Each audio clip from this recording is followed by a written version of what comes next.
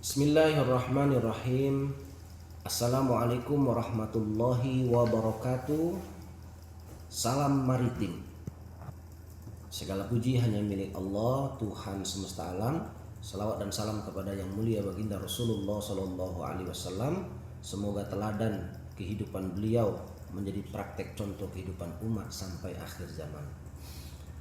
Alhamdulillah, kami dari program studi ilmu hukum Fakultas Ilmu Sosial dan Ilmu Politik Universitas Maritim Raja Ali Haji bersyukur kepada Allah Subhanahu wa taala dan Tuhan Yang Maha Esa, dan berterima kasih kepada Universitas Maritim Raja Ali Haji yang telah memberikan kepada kami pendanaan penelitian yang dikelola oleh Lembaga Penelitian dan Pengabdian kepada Masyarakat Universitas Maritim Raja Ali Haji, sehingga pada tahun 2024 ini kami dari program studi ilmu hukum mendapatkan kesempatan untuk melakukan penelitian unggulan program studi.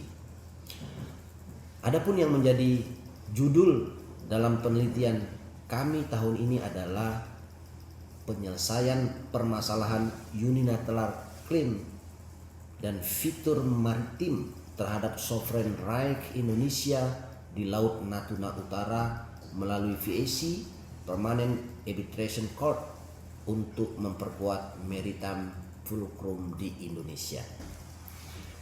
Dan sebagai peneliti pada kesempatan penelitian unggulan program studi pada tahun ini adalah saya sendiri, Suryadi, sebagai ketua dalam tim penelitian ini, dan didukung penuh oleh anggota peneliti yaitu Bapak Irman SHMH, Bapak Irwandi Syahputra SHMH, Ibu Lian Nur Aini SHMH, Bapak Muhammad Fajar Hidayat SHMH, Ibu Marniarani SHMH, Ibu Dr. Nini Nopiana SHMKN, Ibu Dr. Atika Tahira SHMH, dan Bapak Ilhamda Fatta Kaloko SHMH.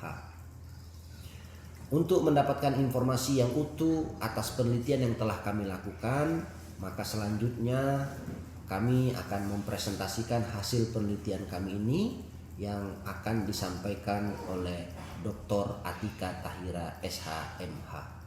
Jayalah umrah, salam maritim. Assalamualaikum warahmatullahi wabarakatuh. Saya akan memaparkan hasil penelitian kami mengenai penyelesaian unilateral claim dan fitur maritim dari negara lain terhadap hak berdaulat Indonesia di Natuna Utara melalui Permanent Arbitration Court untuk memperkuat maritime fulcrum di Indonesia atau poros maritim di Indonesia. Bagian pertama dari penelitian ini yaitu yang menjadi isu penelitian ini adalah terkait dengan zona-zona maritim, di mana zona maritim sering menimbulkan sengketa.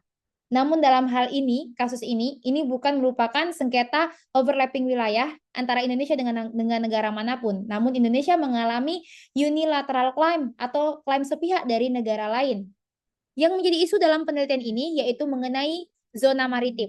Sering sekali overlapping wilayah ini akan menimbulkan sengketa. Namun yang dialami Indonesia bukanlah masalah overlapping zona maritim, namun adalah klaim sepihak atau unilateral claim yang dialami oleh Indonesia oleh negara lain atau klaim sepihak dari negara lain. Tindakan unilateral claim merupakan tindakan yang dilarang oleh United Nations Convention on the Law of the Sea, di mana hal ini Indonesia mengalami klaim sepihak oleh tindakan Republik Rakyat Tiongkok dari penetapan 11 dash line atau 11 dash line yang kita kenal sekarang oleh Republik Rakyat Tiongkok yang berdampak pada 30% terklaimnya wilayah Indonesia oleh 11 dash line tersebut.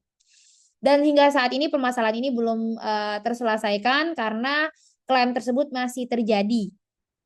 Dan beberapa pelanggaran itu terjadi karena ada potensi pelanggaran terjadi dikarenakan adanya klaim tersebut, sehingga wilayah tersebut menjadi wilayah yang seharusnya bukan wilayah tension tapi menjadi tension dikarenakan terkena klaim sepihak tersebut. Ini merupakan tindakan yang dilarang di dalam UNCLOS karena wilayah tersebut secara UNCLOS merupakan wilayah Natuna Utara.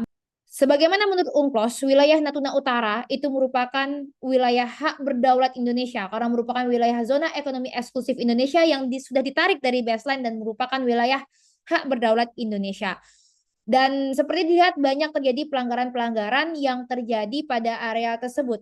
Current resolution effort yang telah dilakukan saat ini sudah beberapa seperti dilakukan negosiasi, namun hal ini atau unilateral claim itu masih saja terjadi dan Indonesia menolak tindakan 11 deadline dari negara manapun. Dalam hal ini khususnya yang menetapkan adalah Republik Rakyat Tiongkok. Indonesia menolak klaim 11 deadline oleh Republik Rakyat Tiongkok dikarenakan juga UNCLOS melarang tindakan sepihak dan penarikan 11 deadline oleh Republik Rakyat Tiongkok ini bertentangan dengan rezim hukum laut United Nations Convention on the Law of the Sea.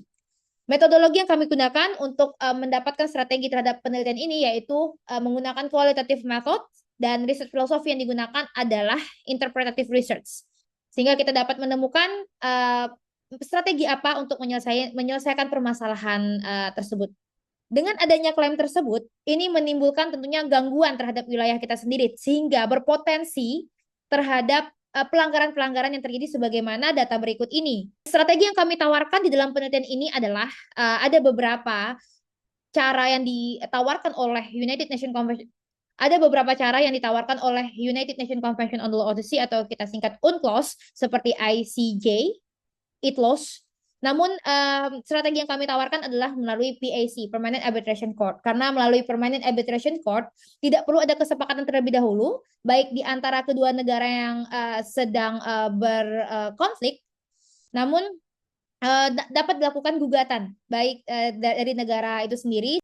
Sehingga jika memilih PAC atau Permanent Arbitration Court ini akan lebih efektif dan efisien khususnya bagi negara kita sendiri dan tentunya kita akan mendapatkan putusan yang jelas dan memperkuat wilayah kita tersebut dan memperkuat bahwa 11 deadline itu merupakan claim unilateral claim yang tentunya dilarang oleh United Nations Convention on the Law of the Sea. Sehingga PAC adalah menjadi saran bagi kami untuk dapat menyelesaikan permasalahan yang terjadi di Natuna Utara akibat klaim sepihak dari Republik Rakyat Tiongkok melalui 11 deadline. Berkaitan dengan roadmap penelitian peneliti, ini sangat erat kaitannya dengan roadmap penelitian peneliti mengenai rekomendasi regulasi bagi negara untuk menyelesaikan permasalahan-permasalahan hukum yang terjadi di Indonesia. Dan erat kaitannya dengan mata kuliah yang diampu oleh ketua peneliti yaitu mengenai pengantar hukum Indonesia. Sekian hasil dari penelitian kami dan strategi yang kami tawarkan di dalam penelitian ini. Kami ucapkan terima kasih. Assalamualaikum warahmatullahi wabarakatuh. Salam maritim.